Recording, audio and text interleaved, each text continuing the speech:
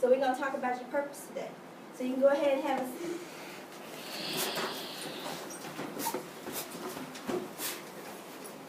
So everything has a purpose. It's not random. It didn't just happen. Everything has a purpose. From the smallest thing that happened in your life, say you get a new pair of shoes. God knew that you were going to get a new pair of shoes on June 27, 2014.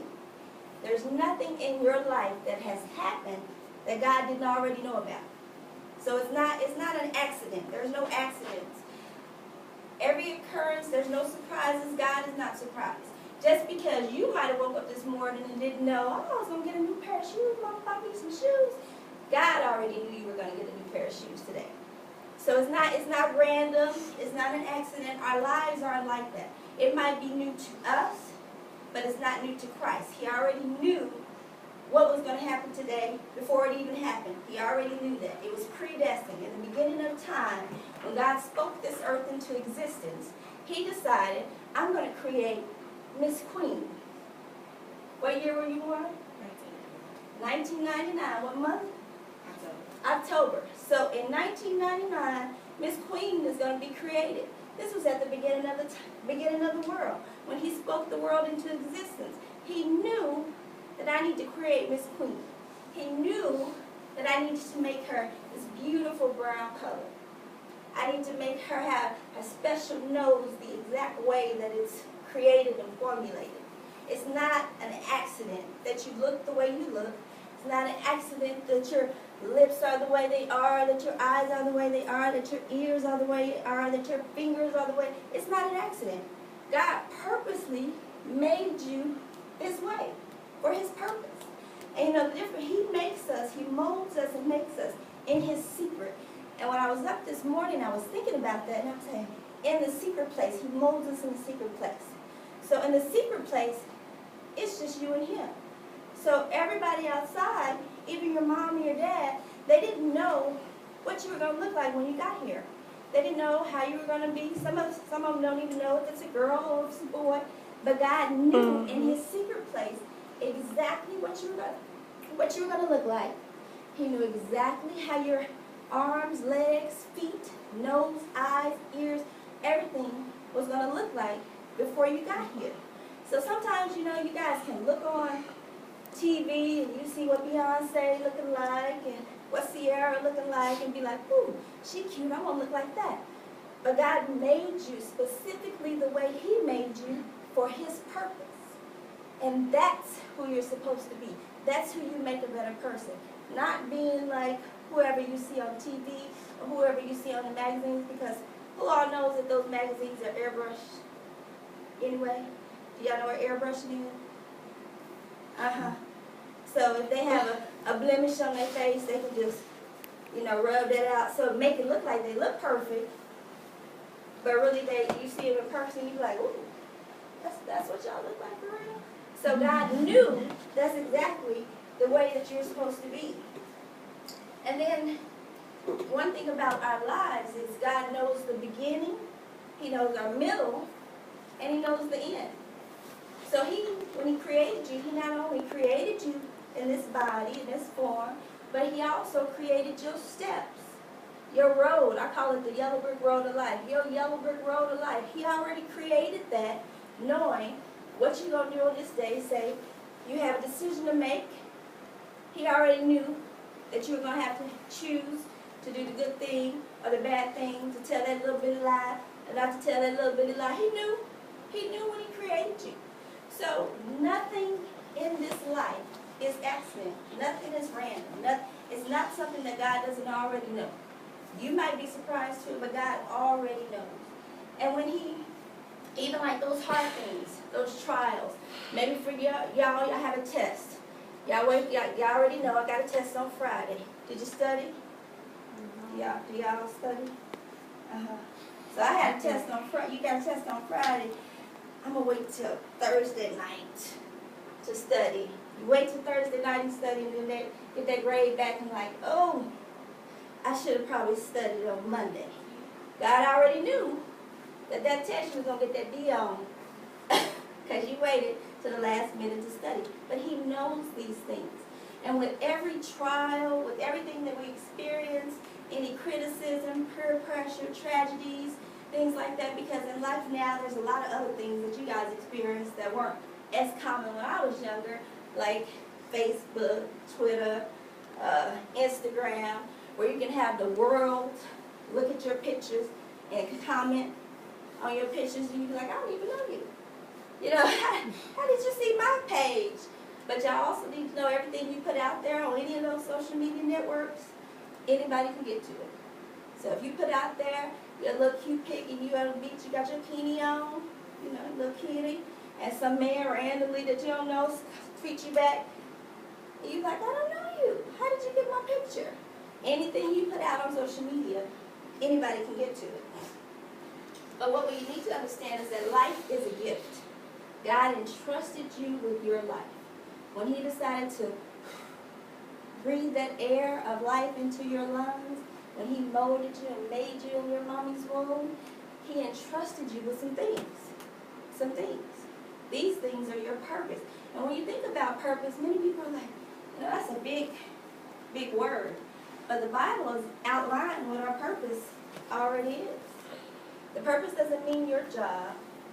It doesn't mean what you want to do, your profession. It doesn't mean that whatever you choose to do, your purpose is to do that glorifying God. That's what you were made to do. You were made to glorify God. But first, we'll define what the purpose is. And Webster defined purpose as the object towards which we strive or which we sometimes exist.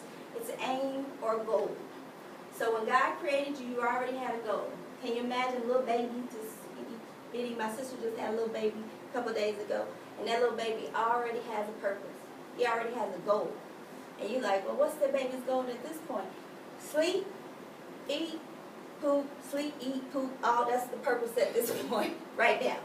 Until you get to your next stage in life.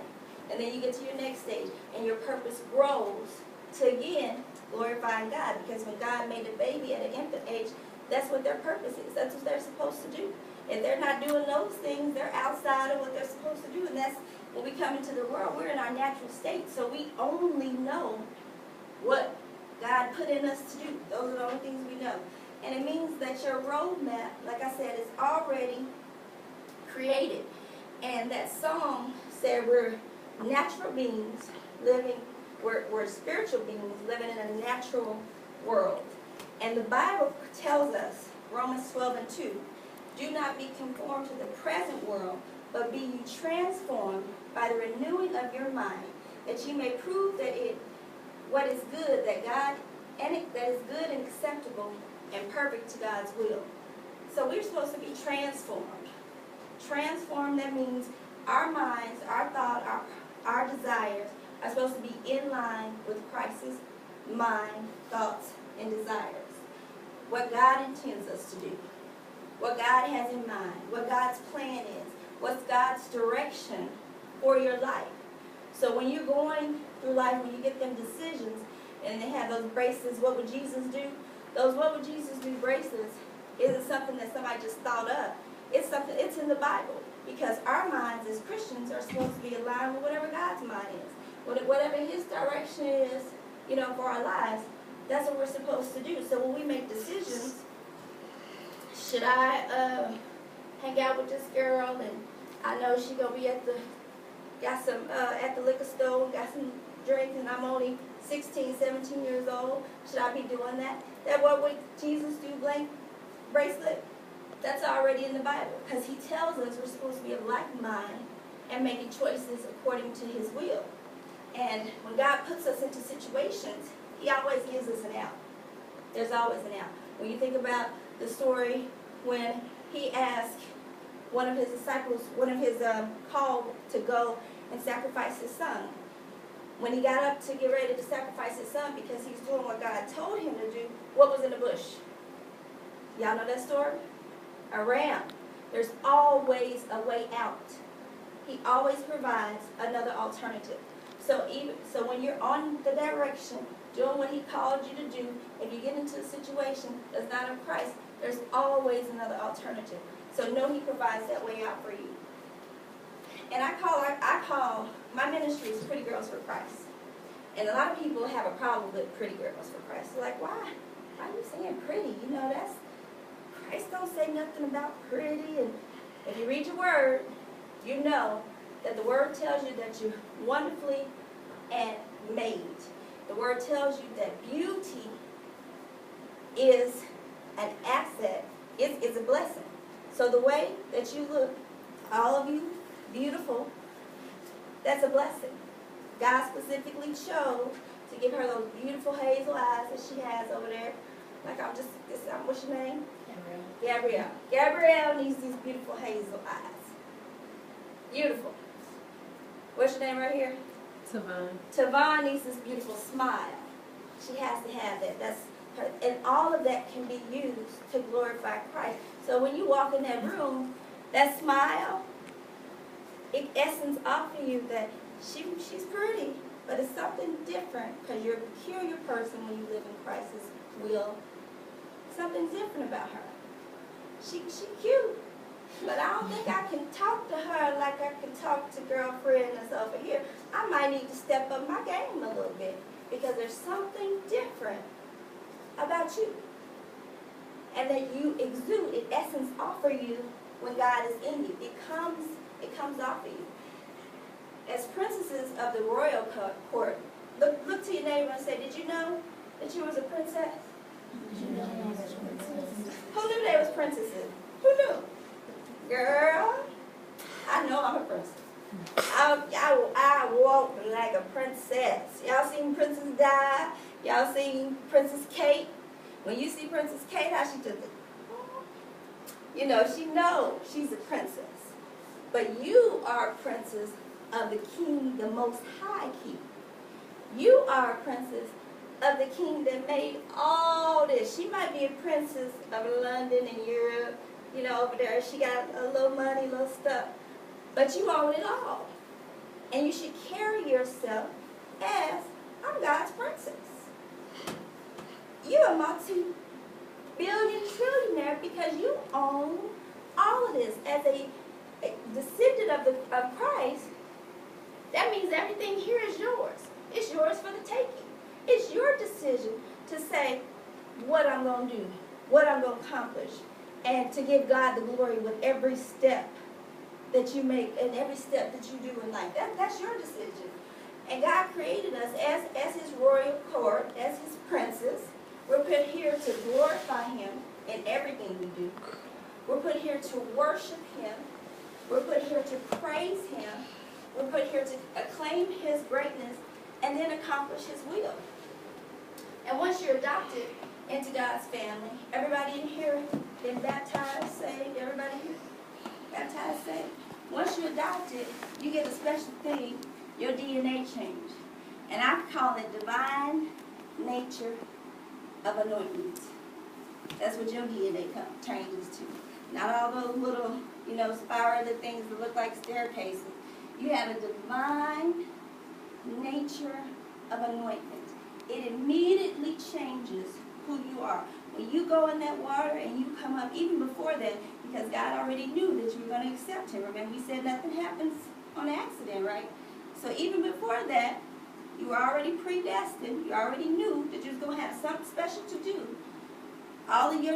But when your road meets God's world, your dreams, your desires, even if you desire to be, say, a famous singer, you're going to do that for the glorification of Christ. If you decide to be a famous dancer, you're going to do that for the glorification of Christ. There is not going to be, like you will see those rappers on the CD, they got all kind of Cat Daddy. Bad words, this and that, and then they'll get an award. I want to thank Jesus, thank Christ, but even in the decision to make music that may not bring glory to Christ, it's something in them that pulls them in the direction to say, even though I'm not doing this the way I know I probably should be doing it, I'm still going to be thankful in where I am. And then you'll have those Christian artists